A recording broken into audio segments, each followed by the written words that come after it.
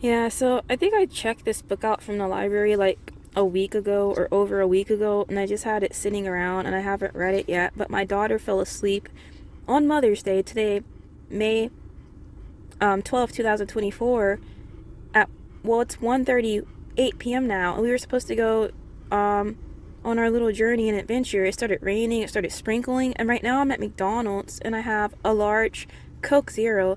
I was going to get Diet Dr. Pepper, but they were sold out of Diet Dr. Pepper because I have to start drinking diet drinks now. So, yeah, because I don't want to be like an overweight, obese, fat hog. Like, even though I'm not anywhere close to being obese, and I'm definitely not overweight, but I can't let it happen.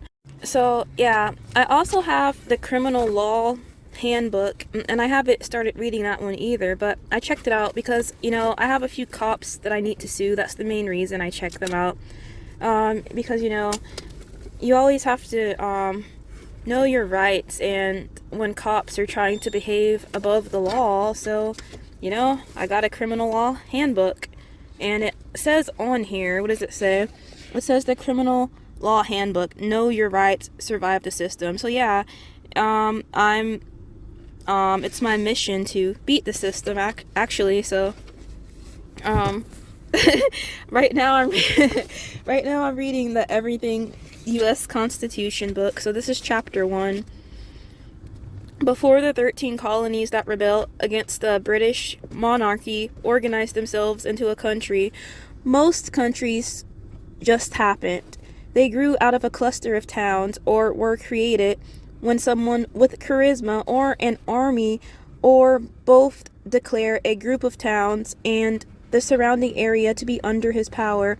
Custom that evolved over time dictated what authority the leader would have, and a change in leadership was often affected either through inheritance or when someone else challenged that current ruler. It was only after rules and customs were established that they were sometimes documented, but to create a nation from scratch, the idea that a bunch of towns or states could come together to form a country in an organized manner was a new one, and when the colonies did just that, they did so by setting down the rules that would bind them together into their new nation.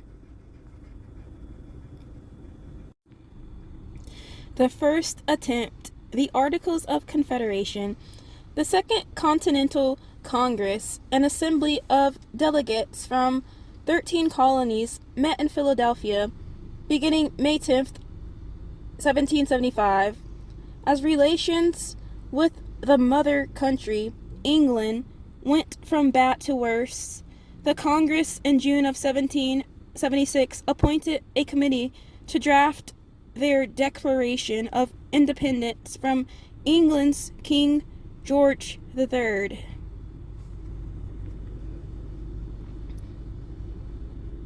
That's a fact. The First Continental Congress met at Carpenter's Hall in Philadelphia from September 5th to October 26th, 1774, to consider a response to the coercive acts, the laws England used to attempt to punish the colonies, and more particularly Massachusetts, for the Boston Tea Party. Its primary achievements were calling for a boycott for British goods beginning that December and summoning the colonies to participate in the Second Continental Congress the following May. So that is a e-check fact. E-check. Yeah, so don't mind the nail polish just peeling off my fingernails because my beautiful 5-year-old daughter painted them, and it's an expression of artistic masterpiece in itself. So, let's continue. Just below the e-check fact, we have this part. Shortly after creating the committee that would draft the Declaration, Congress appointed another committee to draft the rules under which the colonies will operate their new alliance. Although they had joined together in a common cause, rebellion against the English king, the states had not really decided how they would relate to each other, the rules under which they operated, and waged the Revolutionary War came to be called the Articles of Confederation. Although it first met in Philadelphia starting in 1783, the Second Continental Congress met at various sites in New York, New Jersey, and Maryland. After the articles were fully ratified by all of the states in 1781, the Second Continental Congress came to be known as the Confederation Congress or the Congress of the Confederation. Its official documents list their source as the United States in Congress assembled. Joining the Confederation created a perpetual union, something the Articles of Confederation mention half a dozen times. The term perpetual does not appear in the U.S. Constitution. The Articles of Confederation established the name of the alliance, which became the name of the country.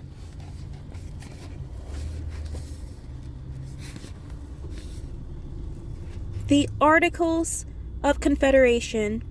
The Articles were agreed to by Congress on November 15th, 1777. They were ratified by all 13 colonies and consequently went into effect as of March 1st, 1781. Preamble. To all to whom these presents shall come, we, the undersigned delegates of the states affixed to our names, send greeting. Whereas the delegates of the United States of America in Congress assembled did on the 15th day of November in the year of our Lord 1777, and in the second year of the independence of America, agree to certain articles of confederation and perpetual union between the states of New Hampshire, Massachusetts Bay, Rhode Island, and Providence Plantations, Connecticut, New York, New Jersey, Pennsylvania, Delaware, Maryland, Virginia, North Carolina, South Carolina, and Georgia, in the words of the following. Articles of Confederation and Perpetual Union between the states of New Hampshire, Massachusetts Bay, Rhode Island, and Providence Plantations, Connecticut, New York, New Jersey, Pennsylvania, Delaware, Maryland, Virginia, North Carolina, South Carolina, and Georgia. And then right under that, we do have Article 1. The style of this confederacy shall be the United States of America. And actually, this is where I'm leaving off in this video until next time, because my beautiful daughter did just wake up. And, we're about to go do things for Mother's Day, because today is May 12, 2024, and it's Sunday, and we're having Mother's Day together, me and my beautiful daughter. So we're about to go find some fun activities to do for Mother's Day and spend time together since she just woke up from her nap. So yeah, thank you for watching Shares of a Lifetime Daily.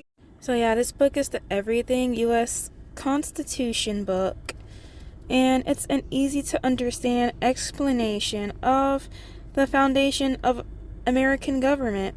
And if we go down a little bit lower, it is by Ellen M. Kozak, or Kozak.